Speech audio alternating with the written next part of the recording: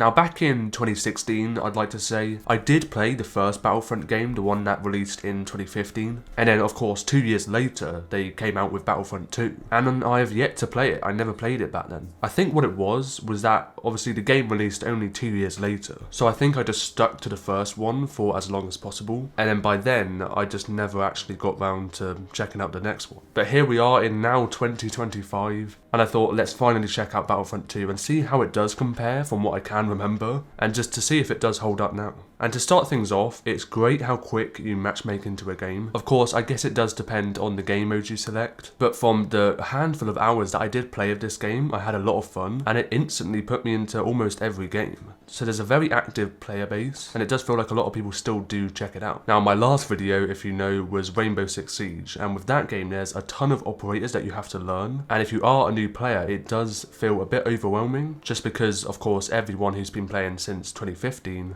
has not only unlocked all of them, which you do have to do, but has also learnt them, you know, off by heart, and all their weapons and gadgets and the way they play. And it's similar to this game where there is a ton of characters and heroes that you do have to learn, but I feel like just from playing this, instantly I already felt more, you know, laid back compared to Siege, where it was a bit of a hassle trying to learn that game and also try and have fun, where with this I feel like it's way more laid back, and of course it's a whole different, you know, gameplay style. I can't really compare them, but all I'm saying is that you do have to also learn a ton of heroes in this game, but you can have fun whilst doing it. If you don't know what the gameplay of Battlefront 2 or even the first one is like, it focuses on a multiplayer system of course, and also a third person and first person shooter, so you can actually switch between the two, and it's all based of course in Star Wars locations, and that means it is very open world. Of course some maps are, you know, significantly smaller than others depending on the game mode, but let's say Galactic Assault, that's a very popular game mode, or Supremacy, they all cover very large scale maps, and of course it is made by EA. Now they also did make Battlefield, and I have done plenty of videos on those type of games, and if you have checked them out or even played those games yourselves, then it is of course similar to that in terms of the actual system of the gameplay. So of course there's going to be similarities of where you spawn in, so you can choose where to spawn in on points or on teammates, and if there is a lot of combat where you want to spawn, you have to wait a bit until it does cool down. But I must say the first game is a lot more like Battlefield than the second. You know, spawning in with different vehicles that you can choose from, and you know, choosing different classes, and just a whole, you know, large scale system. Although I must say I think the first game is a lot more like Battlefield than the second. And of course if you love Star Wars, then you're of course gonna love just the whole theme of this game. Getting to use your favourite Star Wars characters and heroes, everyone you can almost imagine, all the different weapons and vehicles, and just the whole world. And that's probably my favourite part of the game if I had to choose, is just how well it nails the whole atmosphere of the Star Wars universe, and it does really feel like you are just playing inside this world. And of course I'm not the biggest fan of Star Wars, mainly just because I haven't even watched all the films, but that's just because I haven't, not because I don't like them, I just haven't got round to it. And who knows, maybe I will when playing this game or after playing it.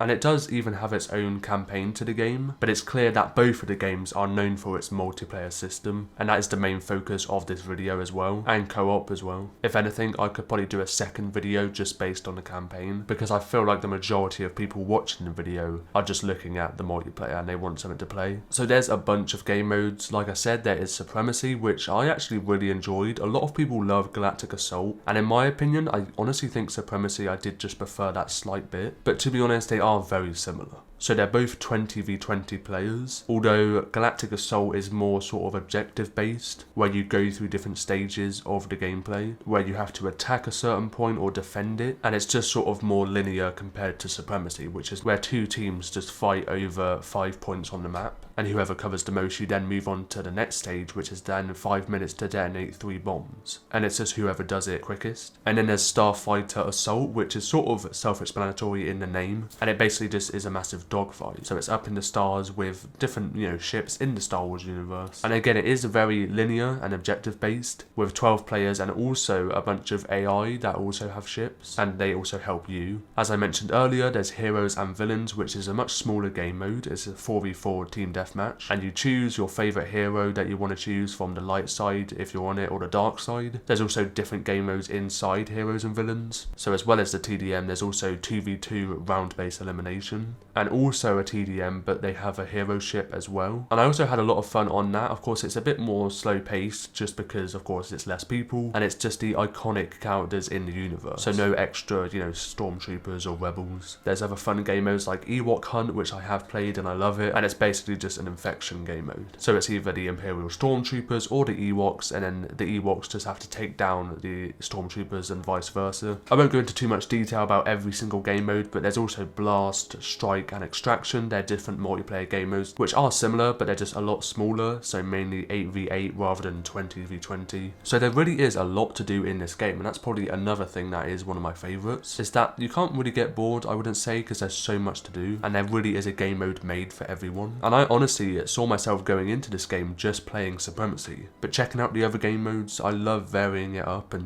just trying everything. And I didn't see one that I just hated playing or really didn't enjoy. And overall, I just had a ton of fun playing this game, and it really did remind me of playing the first one all those years ago. And just, yeah, to this day, it's still a lot of fun.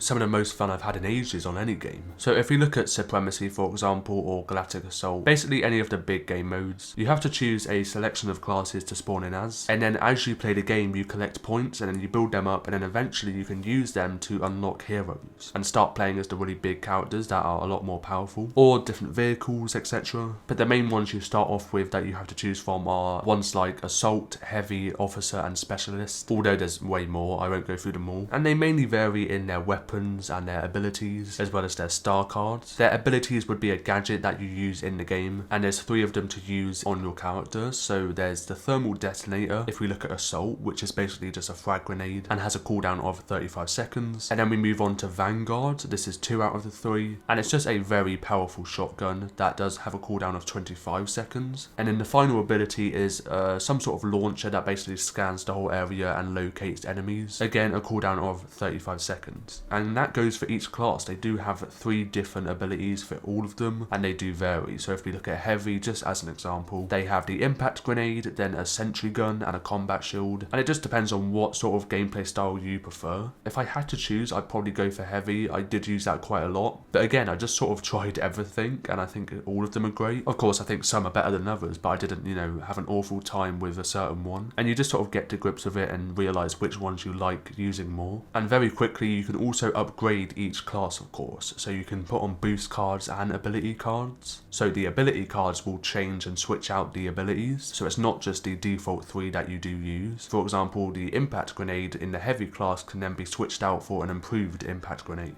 And you unlock these cards by gaining skill points as you play the game, meaning you can make every individual class even stronger the more you play. And that does also lead into the fact that all the people that have been playing since day one have basically maxed out everyone. So it is something to sort of think about, but from my experience, I had a ton of fun playing it, and it did feel just way more casual than any of the games. For example, Destiny has a ton of things to learn and is very overwhelming for a new player, whereas I've done a load of games like that, and this does sort of fall at the front where it's just not as hard to sort of learn the game. And I just feel like a new player can easily have fun and have a casual gaming experience compared to a Destiny or a Siege. And before you know it, you do get to grips with the game. As well as the ability cards, there's also boost cards, which pretty much just upgrade different areas. So, more shield, more damage, etc. So not only is there a ton of classes to choose from as a default, but you can also upgrade them and change them in any way you want. And then if we look at it as a whole, there's just so much variety, and there's so many different gameplay styles that you can also alter. So there is something for everyone. And that also helps with a new player, because some are definitely a lot easier to learn than others. And that's probably the main reason why I loved playing this game, is that from the game modes and the maps and the classes, etc., there's so much you can try out and change, and it's always changing, meaning there's just so much variety in this game. And that's probably the main reason why there's still a very active player count to this day, is that clearly people aren't bored of playing it. And it may even be best for a new player, to be honest, because there's so much to, dive into. And I'm sure that people that have been playing since day one are probably sort of jealous of the people that, are new. And I definitely feel like I should have played it way earlier, but I never did. But I mean, better late than never. And I think that's where I end my review of Battlefront 2 in 2025 now. So it is going to reach 8 years old this year. And I must say it is definitely worth playing and checking out. And I can confidently say that. And I can assure you you'll have a lot of fun. Especially if you are a big fan of Star Wars. But I feel like if you you are, you may have already played this game already, but who knows, there may be some. And in a way, I feel like the majority of people that even aren't a fan of Star Wars that much will still enjoy it, and if not, then there is of course Battlefield. But if you want the more fun and arcade feeling of the game, then this is the one for you. But just compared to a lot of the recent games I have played, I'm very confident about this one in recommending it to you guys, and it's a great way to start the year. So if you did enjoy this video, then let me know by tapping that like button down below, and if you enjoy single player and also multiplayer games as well, then you can subscribe to the channel if you'd like to, and if you want to support me any further, you can become a member of the channel by clicking the join button, gaining access to various perks at level 1 or level 2. Thank you all for the support and watching until the very end, and that was Star Wars Battlefront 2 in 2025, and bye bye.